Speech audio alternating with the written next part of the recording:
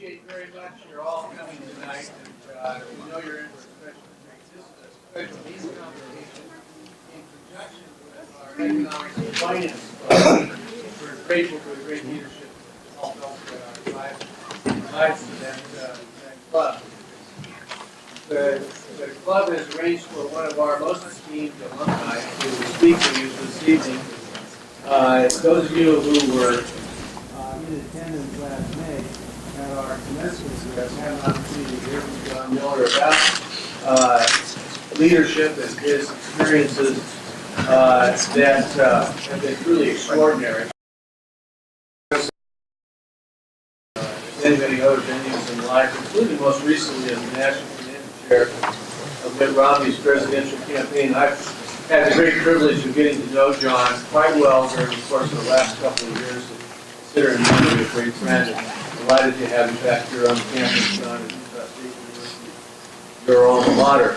I won't give away too much because, like many Aggies, John has many family members who also come to Utah State. A number of them are here with us tonight, so we're especially fortunate to have his nephew Sean, who is a member of our Finance and Economics Club, and we've asked Sean to provide a formal introduction. John?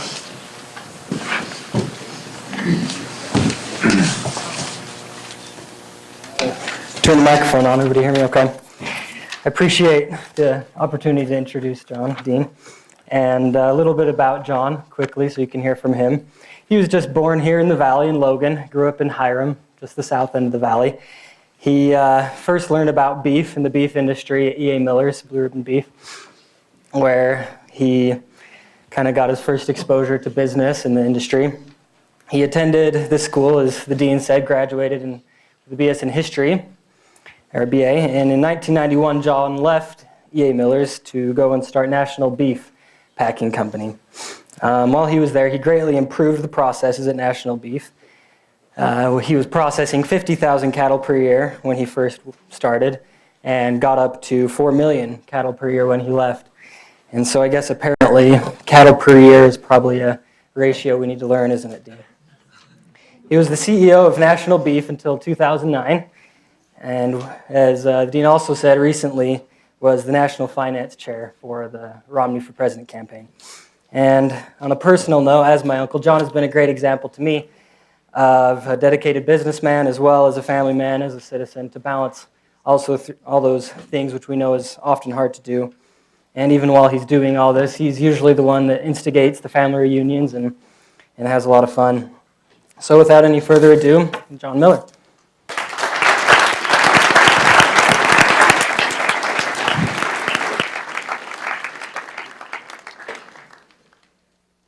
Thanks, Sean, for that introduction.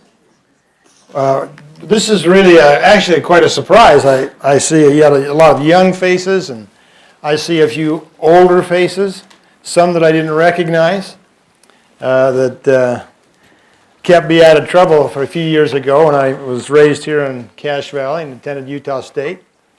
Thank you for allowing me to come up here today and share some stories with you and hopefully make this a more interactive experience. I honestly didn't expect this many people here tonight, and so we're still going to try to make it as interactive as we can, and hopefully I can ask as many questions as you will, because I'm curious about each of you and where you're tracking with your life and where it's going. I did really enjoy my time here at Utah State, and it's a great honor to come back. I've spoken here a few times over the years, but each time it seems like it's a better experience for me, and maybe it's hopefully it will be a good experience for you tonight. I did have the privilege of the last actually 6 or 7 years of working on a presidential campaign, and I want you to know there were some light moments that took place. It wasn't all serious, and in fact, actually yesterday, I have to tell you a really quick story. That I was in California in San Diego, and I called my buddy Mitt, and I said, "Look, I've got a doctor I want to introduce you to. You might need his help someday." And so he said, well, what time? I said, well, it's 12 o'clock, and we'll meet over at this guy's house. And so I got there about 5 to 12, and Mitt is never late for anything. He is always on time. In fact, I'm usually late, and he's usually pacing. And sure enough, I got 5 minutes early, and he's been there, but he's sweating. I mean, he's just pouring sweat. He's got a pair of slacks, and he's kind of half dressed up, like I'm. And I said, well, how come you're sweating? He said, well, I rode my bike here. And he said, I looked out the door, in the back door. They live in this, it's actually a very small home, contrary to what the press stated over the course of the campaign, but they do live on the beach. And he said, I looked out the back door on the beach, and there were a bunch of photographers and camera people there wanting to get a statement yesterday because of the inauguration. He's thinking, oh, sure, I'm going to go out and do an interview. And he said, I went out and looked at the front door, and there's cameramen in place there. And so he said, we have a home right next to theirs. And so he said, I quietly got my bike, I snuck out the side door, came up through your property, and now I'm down here, and they still think I'm there. So he avoided that one. I have to tell you one other experience real quickly where he avoided, actually put me on the spot. And we had this ongoing, I've known him for many years, so we always had this ongoing tricks we're playing on each other. And we were having a large fundraiser down in Salt Lake. And we had leased out the ballroom at the Grand America. But we had purposely kind of cut it in half because I was afraid that if we didn't fill it up, it would look like there weren't many people there. And we had a quota of like 900 to 1,000 people that were going to pay a lot of money to come to this fundraiser.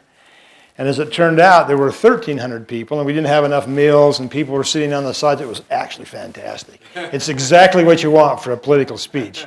The crowds are hanging from the rafters, and it was an enthusiastic crowd. And we had the way these fundraisers work is you have a private meeting with people who are willing to really pony up a lot of money, and then you have the main general event where you get a lot of people to pay. Seems like still a lot of money, but not near as much. And so the private meeting usually always occurs before the general meeting. And so we're up in this private meeting with maybe 25 or 30 people who have each, written out checks for $25,000 to $50,000. It's a big deal. And we were on the third or fourth floor of the Grand America. And I was scheduled to introduce the governor to the group downstairs. And so I had to leave just a little bit early. And of course, by this point in the campaign, there's a lot of Secret Service and there's a lot of challenge in moving the candidate from one place to another. And as you can imagine, as the campaign got larger, it became a really big challenge. I think we had 4 or 5 Secret Service at this point, and towards the end we had like 50 to 100 Secret Service. It was amazing. But so I went down. And the crowd out in the grand ballroom were ready, and everybody was excited. And so I went out, and I had to get kind of a cue because Secret Service would tell us, okay, he's on his way, because I certainly didn't want to get out there and have him not there. So I went out and said a few things to the crowd and tried to get them warmed up a little bit. I wasn't very good at that. But finally I said, and now I'd like you to stand and give a rousing welcome to the next president of the United States, Mitt Romney. And the crowd stands and they're cheering and they're going crazy, and he doesn't come out. And I thought, now what am I going to do? So I backed up, thought quickly. I don't do that very well on my feet especially. And I said, look, it just wasn't loud enough. So let's really give him a Utah welcome. Please welcome the next president of the United States, Mitt Romney. And this time it's at least twice as loud. And everybody's screaming.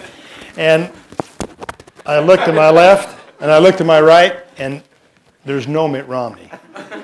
And the first thought in my mind was, he's pulling a trick on me. He's pulling me on this. And so now I've got 2 strikes.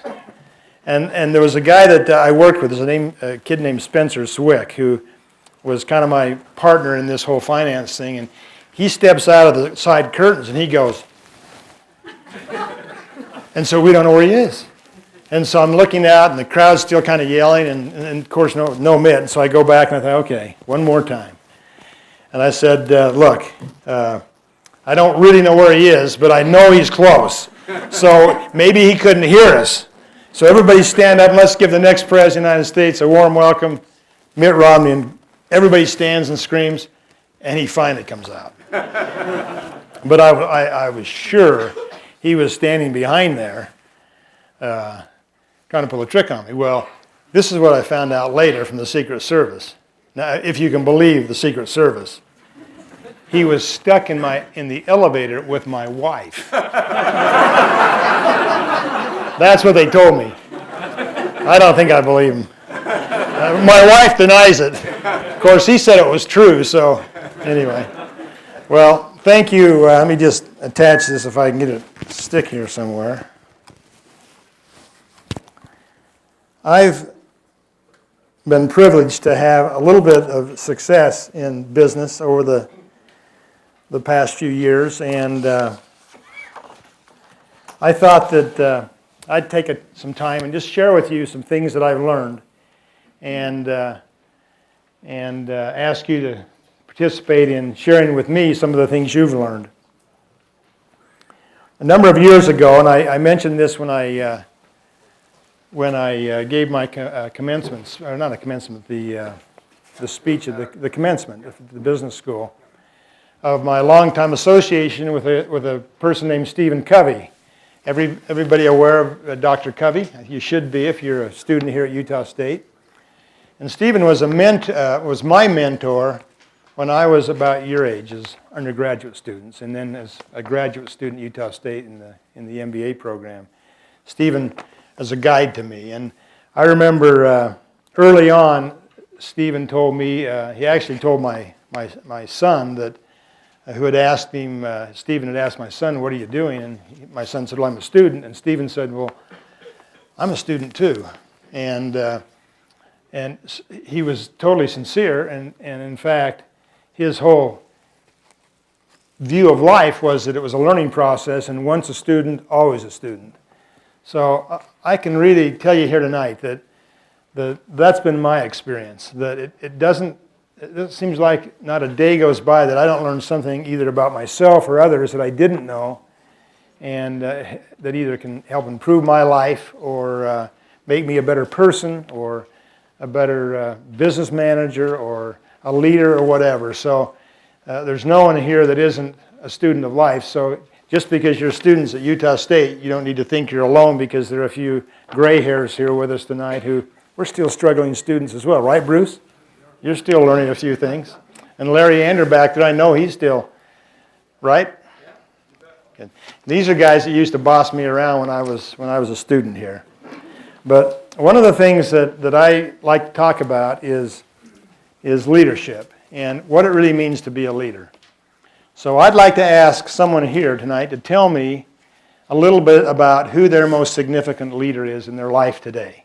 So if no one raises their hand, I get the privilege of calling on somebody, right? So does anyone want to share just quickly with the group who your most significant leader is in your life today? No one wants to look at me now. See, there's one. Yes, sir. Go ahead. Tell us who you are. My name's Eric Mickelson. Okay. So I have a leader, or a mentor of mine, who I met when I was serving LDS mission. His name's Kirk Weisler. He travels around the nation speaking on culture and leadership and stuff like that. And for me, he's been my greatest example of leadership, because he's always taken an interest in me and my development.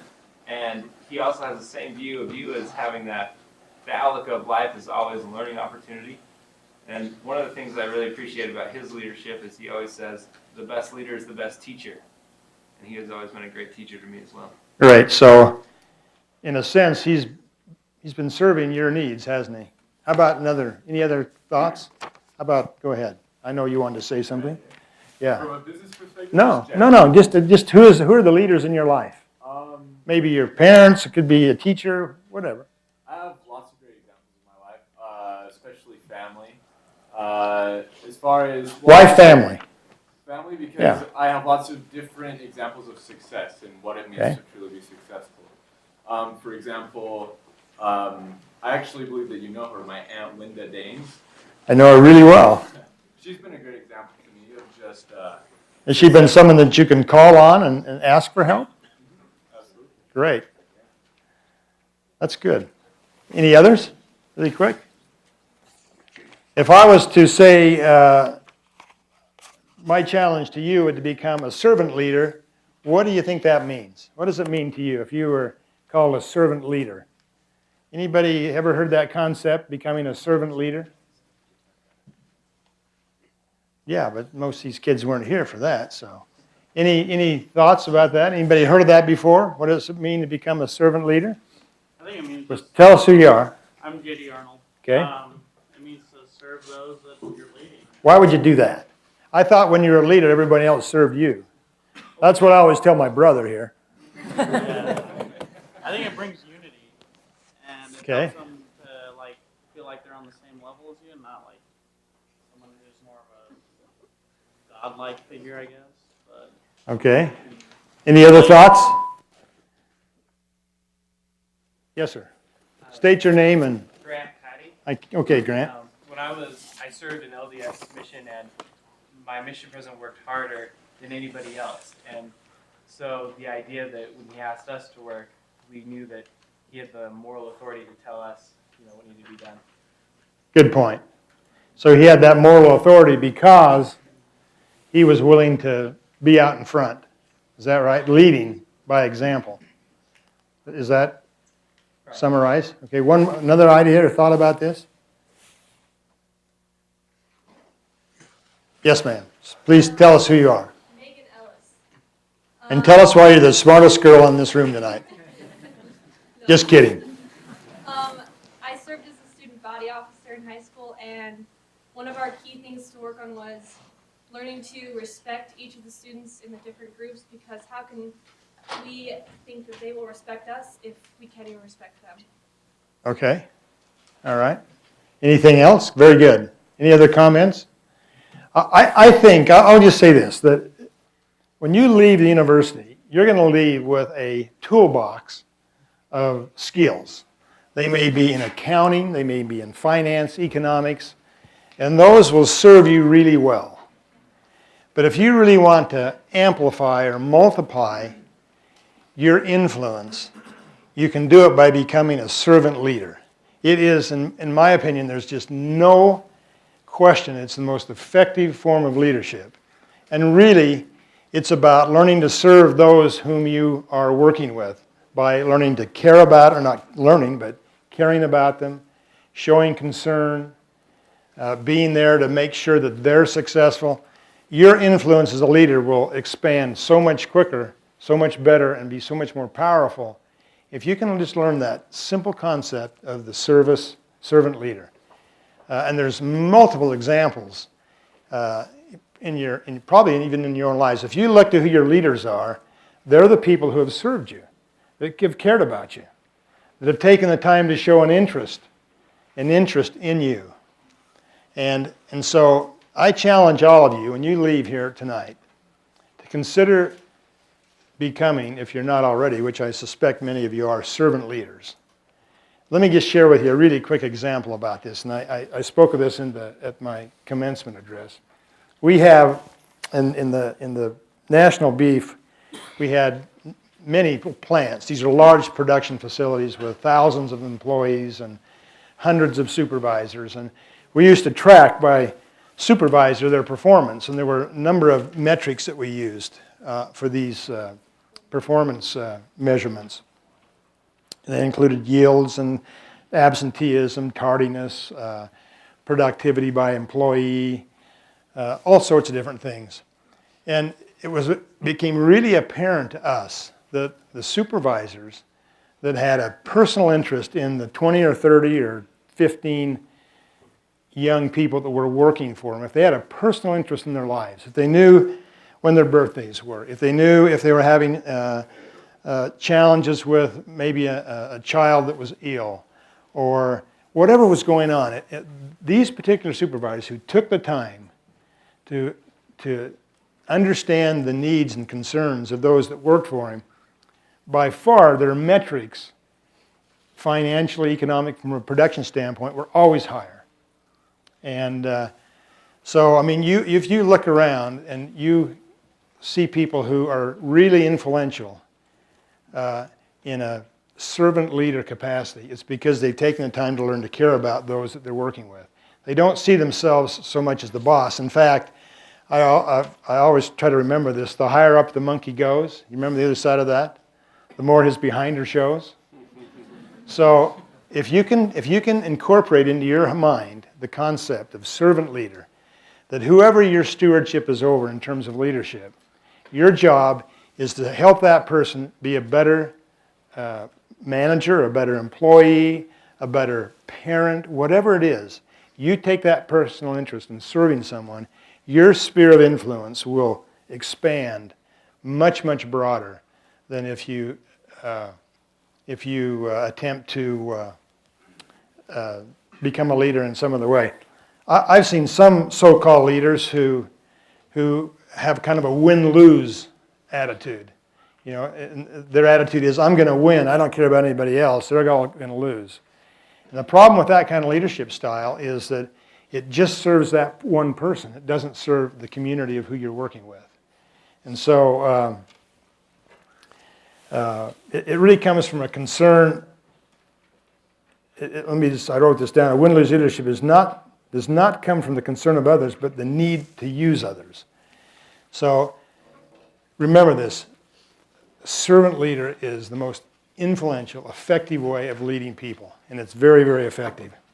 And I think someone mentioned here a minute ago, the other second point I'd mention is surrounding yourself with mentors.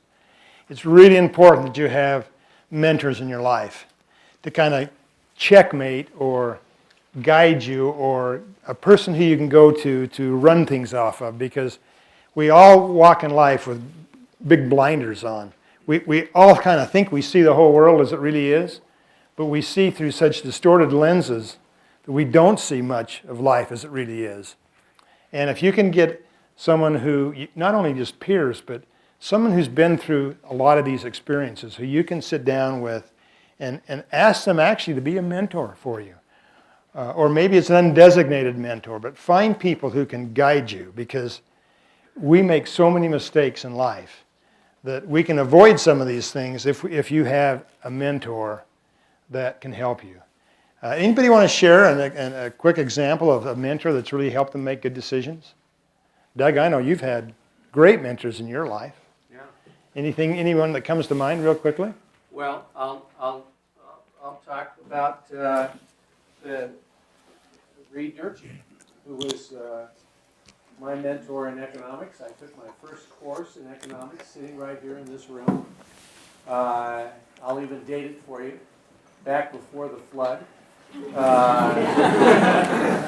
fall of 1971. And Reed was a legend in this school for many years. I remember him well, I did. Classes from Reed, too. I mean, he'd even say hell and damn in this classroom and get away with it. But he ended up helping me enormously and coached me and was a big part of my decision to go to Harvard to get a PhD. In fact, I went in to talk with one of my other faculty members, told him I was going to go back to Harvard to get a PhD. He says, "Oh, don't go there. They'll just put you together with Kenneth Galbraith, and you won't learn anything about economics." But Reed was always a big supporter of, he was a Democrat too, by the way. We won't hold that against him. You know, speaking of another Democrat that's been a mentor of mine is Ross Peterson. He's been kind of a closet Democrat the last couple of years, but but Ross has been a person who I could go to and bounce things off of, and Jim Lefkin up here was a mentor of mine. He's about a year or two older, right? 6. There you go. So, and Dr. Mortensen has been a mentor of mine who I could go to for advice. So pick a group of people and make them your mentors. It's really important. And number 3, when you leave the university, you're going to go out and you're going to look for a job. And one of the critical things that I believe you should look for in your search for a job is having is a company or a whatever it may be, a school, where there's an environment where the truth can be told.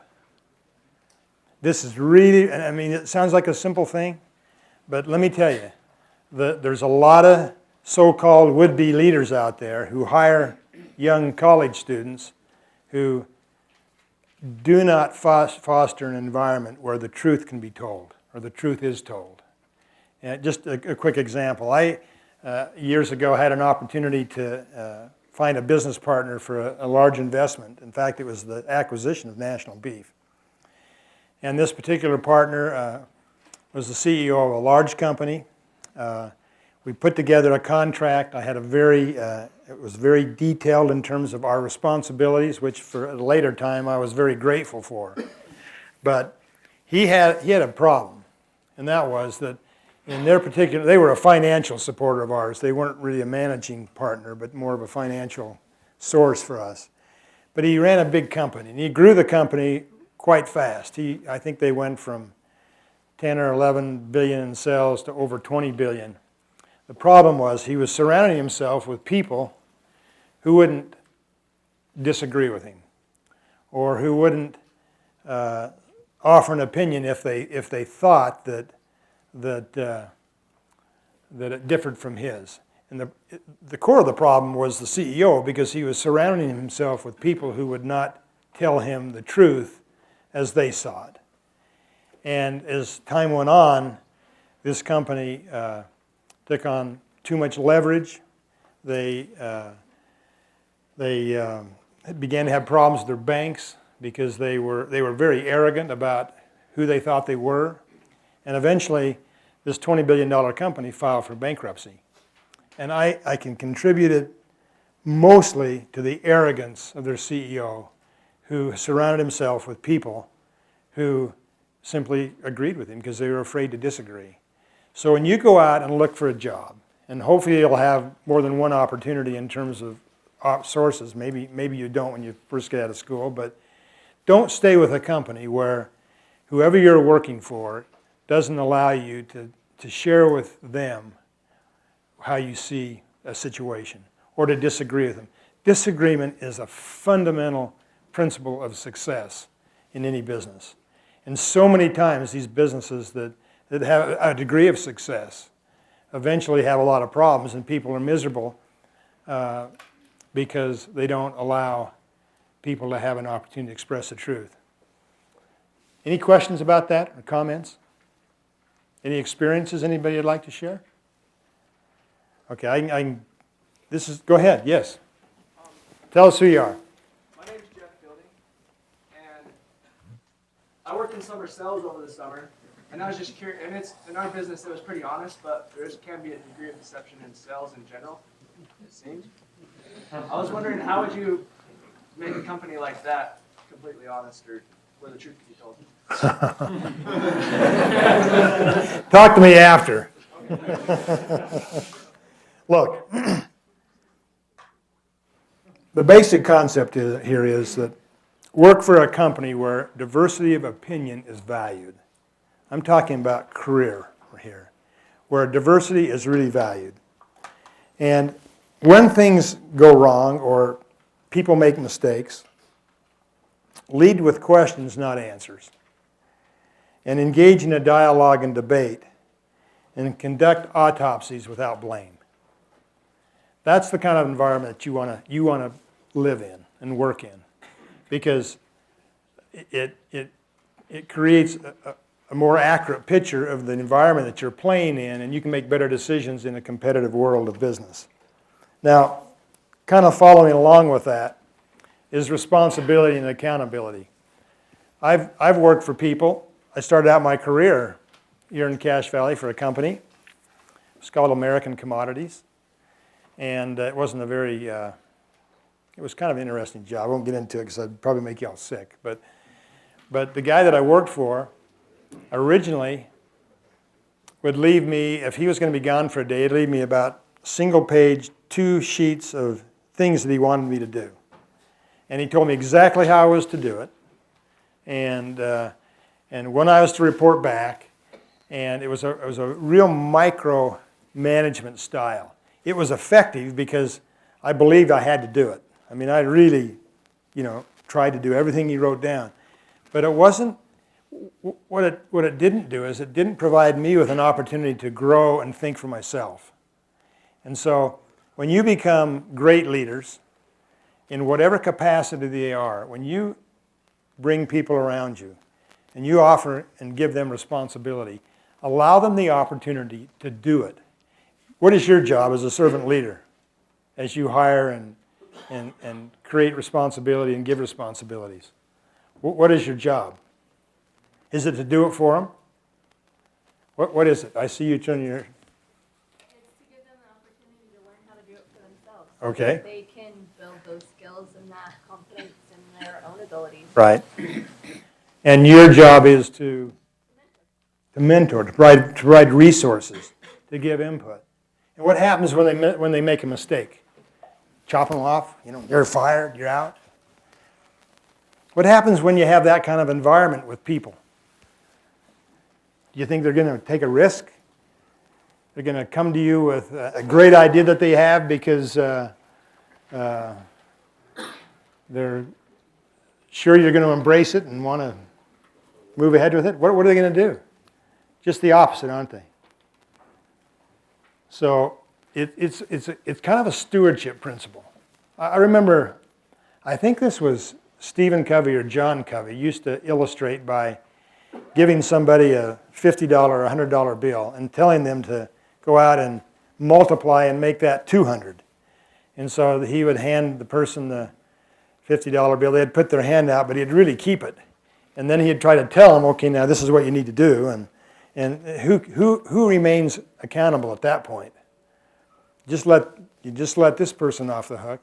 But more importantly, and this is a great concept to remember, if you want to grow a company, you grow people. And you grow people by giving them responsibility and you providing them with the tools and the guidance to help them be successful.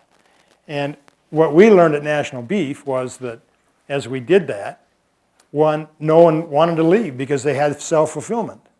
We paid them a good salary. We had a competitive salary. We had a bonus program that was a whole different deal. They made a lot of money on the bonuses. But people began to feel invested, that they had a say in the outcome of how the company did because they had a choice and they had responsibility.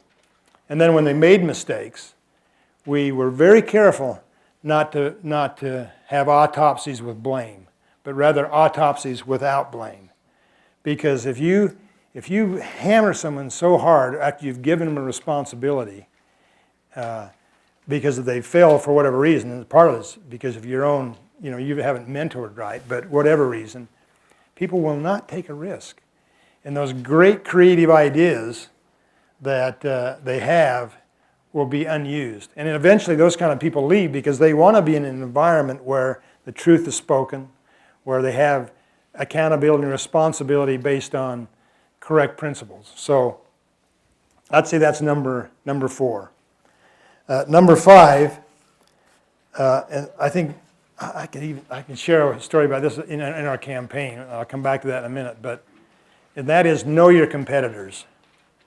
I can promise you that when you go into business, your competitors, and you'll always have them, they're doing things better than you're going to do. And it won't be that they're doing everything better, and hopefully you're doing a lot of things better than them. But you can learn a lot from your competition. Now, would you agree with that? Did we ever take effort to find out about our competition? This is my younger brother right here. Never. We went to great length to try to understand what our competitors were doing. And I can cite a number of situations where we found out things that our competitors were doing that our people didn't think they could do. or we had no idea that they were doing. And once we understood that someone else was doing it, we thought, well, you know what, we can do that too. And so remember that your competition is a great source of information in terms of your own competitive profile and your competitive positioning. So make sure you know what your competitors are doing. A lot of it's, you know, and one thing that I did that was that I always learned a lot is I attend industry meetings. So I'd go to we had an annual meeting in Chicago, and I'd go to this meeting. I sat on a board of directors of industry executives, and man, I'd come away from these meetings. I would learn so much. I mean, they'd tell me what their production numbers were, and were they making money in this area or not. You know, I'd just take notes of this, and then we'd go back and we'd have a meeting right after I get back to the office and say, okay, this is what I learned about what's going on with our competitive world. They were volunteering this information. So make sure that you know what your competition's doing. Any questions about that?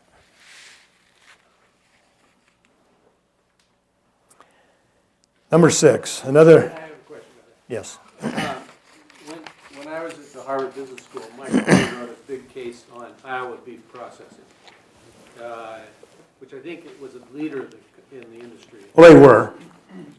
What did you learn from that? Can you cite just one or two things that you learned from that? From Iowa beef? Yeah. Well, Iowa beef, when I started working at the family company and after graduating from school in 1977, Iowa Beef Processors were the largest beef processing company in the world.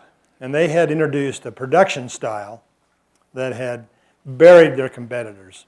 And it was basically a disassembly process, like an assembly line, but it was a disassembly process. And that, coupled with some of their ways that they organized around the unions and so forth, they had multiple contracts rather than master contracts. And they did a lot of things really, really well. They were by far the industry leader. They made more money. They were growing, 10 to 15% a year. And I actually became the president of the local company here. We were very, very small. They had never even heard of our company, E.A. Milner. We weren't even on the radar. We were so small. And I remember I was introduced to a gentleman who, his name was Bill Ballou, and he had worked as a sales representative for Iowa Beef. And so he knew some of the people at corporate Iowa Beef. And so I asked Bill, I said, is there a chance that you could get me into one of their plants to look at? And I'd never been in one of their plants. And so he arranged with this gentleman who actually we ended up hiring. And I flew back to Dakota City or Sioux City, Iowa, and I went into this plant at 4 o'clock in the afternoon. They ran 2 shifts. And about midnight, I finished my tour. And I came back to the hotel room, and I'm thinking, we are dead. We will never, how can we ever survive against what I just witnessed? Because up to that point in my life, the entire U.S. meat industry was centered in Cache Valley, Utah. And that myth had completely vanished. I thought, oh my gosh, what are we going to do? And it was a shocking experience. And I sat in that little hotel room. I can still remember where I was. And I took notes after notes and actually came up with a plan.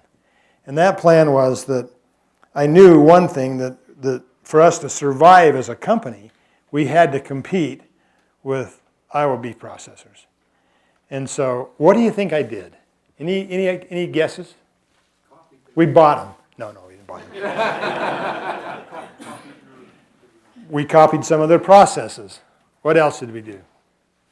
My guess would be you didn't quite buy them, but you bought a lot of their key employees. Oh, you are so right. Stand up and tell everybody what your name is. My name's Josue Carillas, And you're from where? I'm from Hiram. Oh, see? That just happened to be. There's no mistakes in life, by the way, where you're from. You know what? We ended up hiring a ton of people from Iowa Beef. And they introduced new processes, new ideas. In fact, two of those original senior managers that I hired stayed with me for over 20 years, one for 25 years, and that one of those individuals is now the CEO of National Beef, was with me through that whole period. And so getting to know your competitors and finding people who do things better than you are really important. So thanks for asking that question. Iowa Beef, I can tell you hundreds of stories about Iowa Beef. And as years went on, I became very good friends with the legendary CEO of Iowa Beef. And we were great competitors. We had a great friendship, a great respect for one another.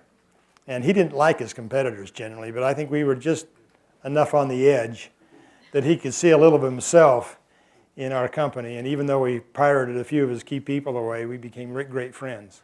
But they're a great company. They were later bought by Tyson Foods, and they're still owned by Tyson today. But great company and great stories there. That wasn't the only plant I got into, by the way. We got into a few others over the years. Number 6, and that is learn to be a listening leader. This is a tough one for some people. It's been tough for me. My wife says I don't listen to her, so you can see I've still got a lot of work to do in that area. But this requires a lot of patience. And as you learn to listen to your employees, your supervisors, or your peers, what's the message that you're sending? Care about them. Exactly. Who said that? What's your name? Dan Wooden? You're not from Hiram, are you? No. Okay, all right. Okay, thanks, Dan. Exactly. It comes back to this concept of the servant leader, doesn't it? You know, learning to listen is a skill that you can develop. And it's really important that people feel listened to, because once they feel understood, they're more willing to share and to become part of solving a problem. If you are not a good listener as a leader, you will not get more insight into problems. So learn to be a good listener. And that means, listening without judgment, trying to understand, asking a lot of questions. In fact, there's a great story about Alfred E. Sloan, who was General Motors, a great leader at General Motors and a consultant for many years there, and wrote a number of books. And he used to say when they were hiring people, because people are your most difficult decisions. When you run your business or involved, hiring people, you will find, is by far the most difficult. You can figure out production processes, you can have good metrics, but hiring people is a real important skill. And they would have a very important person they were going to hire, and they'd have a debate among their board or their management team about this person. And on the first meeting, if everybody agreed on this was the person, or this was the answer to this particular problem they were looking at, guess what Sloan would do? Do you know, Paul? He would say, we haven't had enough disagreement here. So let's set it aside for a week or 3 or 4 days or 2 weeks. And we'll come back to it. And until we have some disagreement and some dialogue and rough this thing up a little bit, we're not going to make a decision. And that pertained to people. It pertained to management decisions in terms of direction of the company, acquisitions. He really promoted and believed in this environment of disagreement. And it's really important that we learn to be good listeners so that we can translate that to our people. Now, number 7 that I have listed here is, I call it the amazing power of understatement. Anybody have a clue what that means? Probably don't. I actually came up with that little title from a book that I read. It's called The Little Red Book, written by a guy named Mark DeMoss, who's a really good friend of mine. He's an evangelical minister who has a successful PR firm in Atlanta. And he wrote this great book, and when I read this little chapter on the amazing power of understatement, I couldn't agree with him more. And that is that when you approach somebody let's say it's a bank for a loan.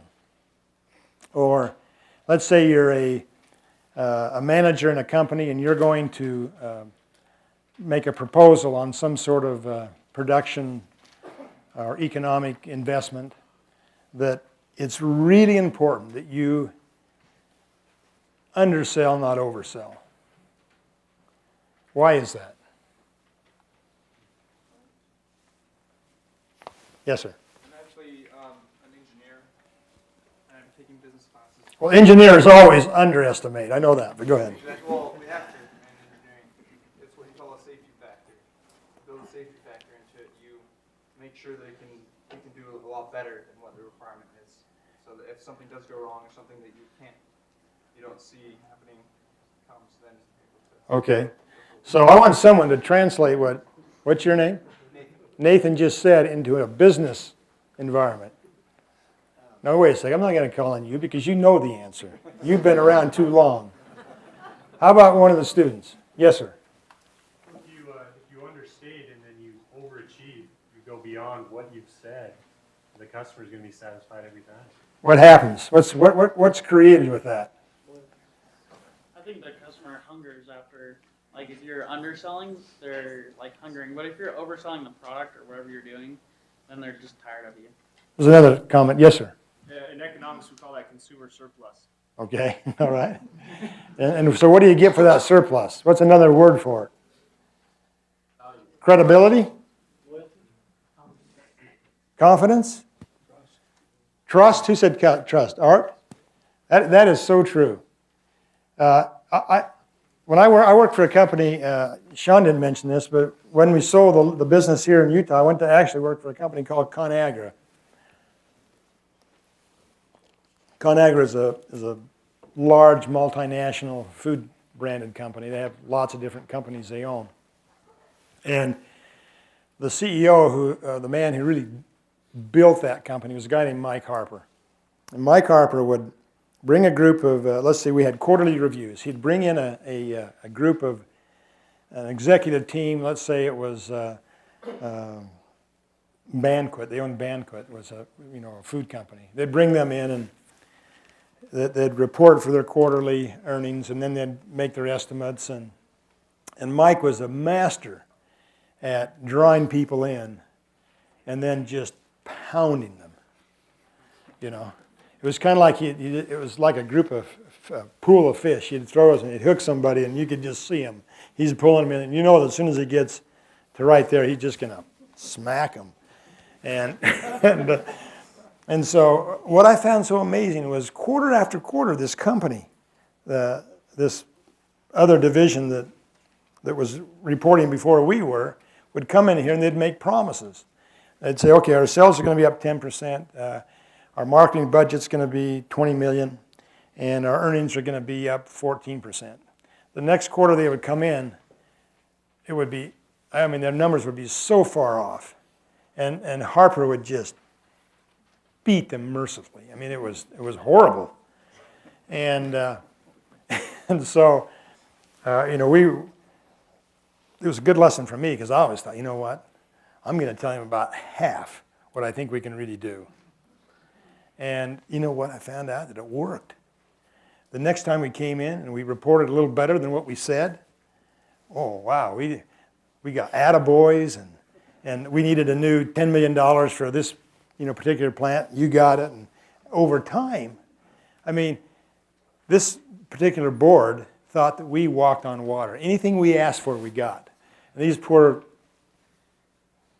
guys that had come in, and gals, and that just get beat up because they were always over-promising.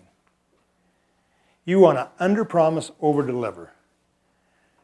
Just lock that into your mind and learn how to work around that concept, because you build confidence and trust. People, you're letting your words equal your deeds. Where was that, Mike? Where are you? Yeah. It's all about that concept of building confidence and trust.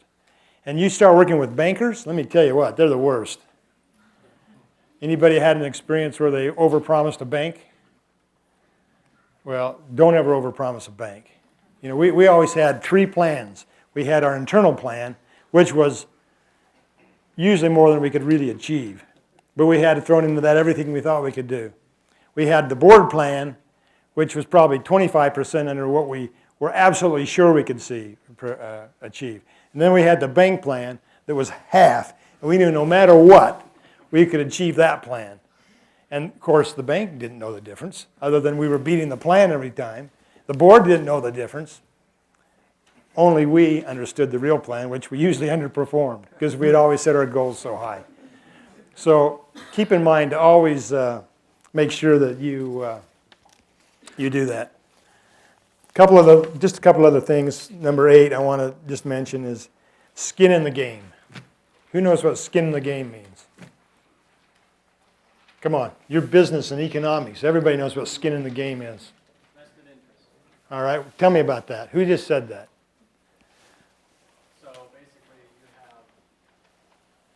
you put yourself on the line. You put your means, your time, your blood, sweat, and tears into whatever you're doing. You've got skin in the game. Right. I can tell you that at least once a month, maybe 2 or 3 times a month, someone comes to me with a great deal. I mean, there's never been another deal like this, you know. And it's going to make so much money. And if I'll just find a way to put $1 million or $5 million or $10 million, we're going to double our money in 2 years. I'm exaggerating just a little. But, and then always the question in my mind is, okay, this sounds really good. We're really excited about it. And how much are you going to put into this deal? And generally, do you know what the answer is? Yeah, my time or financial. I haven't got any money right now, but, you know, look, I can do sweat equity, you know, whatever. And do you know how much money I put in those kind of deals?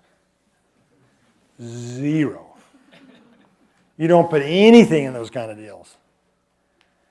Now, I'm being a little bit facetious, but not too facetious, because let me tell you a lesson that I learned many years ago. When I bought National Beef, there's also another one we could add there to this, and this is the level of risk that we should take on, okay? Always want to take calculated risk. And you always want to understand your own ability to assume risk, not just financially, but emotionally. But when I bought National Beef, I mortgaged our house that we were living in. We lived up in Park City. And I put this mortgage on this house. You know, I thought, okay. It was the only way I could get my financial partners to put up the money. And they were smart. They said, you know, you're going to have plenty into this. And I'd put up, I think I had $1 million in cash and about another $2 million in this mortgage. It was a Park City house. They were expensive, you know, so I probably got more than double the mortgage value. And the first year, our business plan at National Beef was to make, I think it was to make $1 million. This was the first year plan. And this was the plan that my partner bought in at, okay? So they were good with that. And the first year, guess how much money we made? Do you have any idea? 2. 2? We lost $20 million. And let me tell you what. Have you ever heard the term sweating bullets? I was sweating bullets. I mean, I was really, really nervous. And, I mean, things were not going well. We had the worst winter in the history of Dodge City, Kansas. I mean, it can be cold out in the winter. Let me tell you what. This winter was the worst winter ever. And we had a big construction project underway. It got delayed months.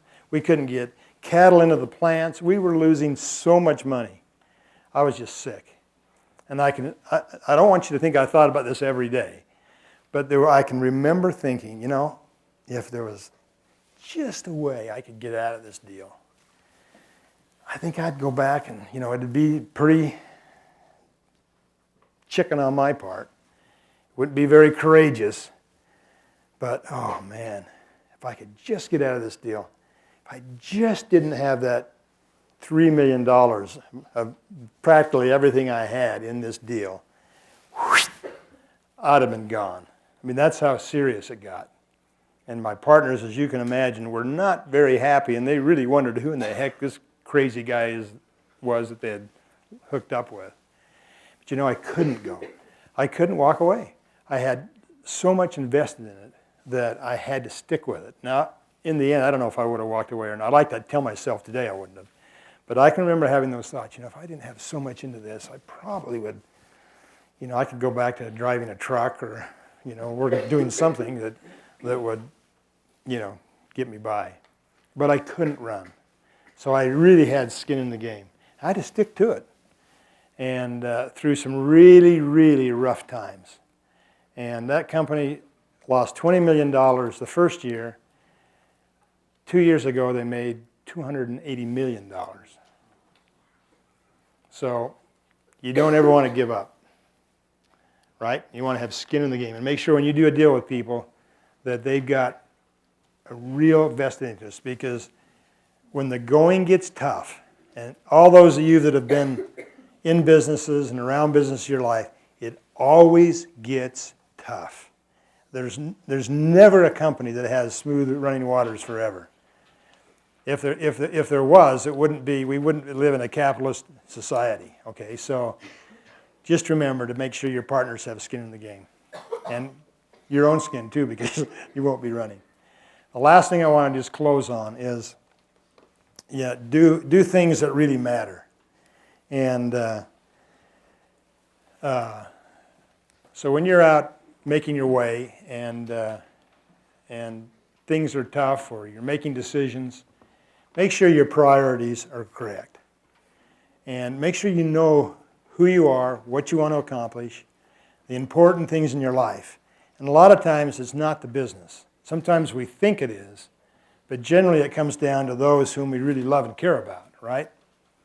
And just be careful that you understand and know what your priorities are in life. I remember a lesson that I learned in the Hiram, Utah. I have a daughter who was 6 years old, and this was in 1983. We had taken over this family business in 1979. By 1983, it was really starting to work. And remember why? Because we had pirated all those people from IBP, and we had got the banks to believe that we would pay them back because we were meeting our goals and all this, and things were really working well. Jim, we used to go on those bike rides, and by 83, I was doing pretty good, wasn't I? I was feeling good. I couldn't ever get you to quit talking. Well, I'm going to quit here in about 2 minutes. But we had this little girl. She was 6 years old, and she was just such a little athlete and healthy and everything. And I was so involved in my business, and I was so excited about it, and things were on the move, and I thought, man, this is life. Everything is perfect. And one afternoon, it was a Saturday afternoon, in fact, she had gotten on a bike ride. She was with actually Jim Lefgren's daughters. And at 6 years of age, she believed that if she was in that safety zone when you cross the street, you were okay. And so she came around a little sidewalk and she rode right out into that street, and she was hit by a guy who actually worked for me in a truck about 40 miles an hour. And she was thrown about 30 or 40 feet.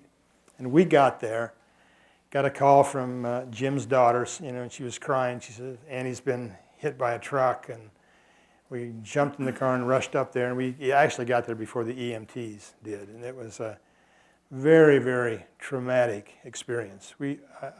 She was practically gone. And we rushed her to the Logan Hospital here. They then rushed her down to McKD in Ogden because they had a brain trauma center there. And the doctor worked on her for a few hours, and he came out and he said, look, I don't think she's going to survive. If she does, she's going to have a tough recovery. And I remember about 10 days later, I never left the hospital. We stayed right there because we were, so upset and so concerned and so hopeful and prayerful and worried and all the things that you go through in a time like that. She was in a coma, so we didn't have any idea. We couldn't tell how she was doing. And I remember after the 10th day, I came back to work for an afternoon. It was actually a good feeling just to get away from all the pressure for a minute. But I remember walking down the hallway in this office at our plant. And you know what? It just didn't feel the same anymore. And I stopped and I thought, you know what? This has been fun, it's been great, but it doesn't really mean a whole lot today. And I've never, ever forgotten that little lesson, is that there are more important things than the success we have in business. So I will tell you that Annie's, today she's married, and she has some challenges, but she's a great gal, and she's happy, and she's got a wonderful husband, and she was in that coma for about 4 months, and finally started to come out of it, and over 3 or 4 years learned to walk and talk and all those things that she had to learn all over again. But it was a great lesson for me at the time, is that you can get really caught up in the success that you have economically in your business and whatever, but make sure your priorities are straight. There are more important things. And I want to again thank all of you, Paul and Dave and Sean and the dean here, for having me here today. It's a real privilege for me to come and share some of these thoughts, and I wish you all the most success in life. Stick to core principles. Make sure your leadership is principle-centered, and go out and have a lot of fun. Conquer the world. It's great. Thank you.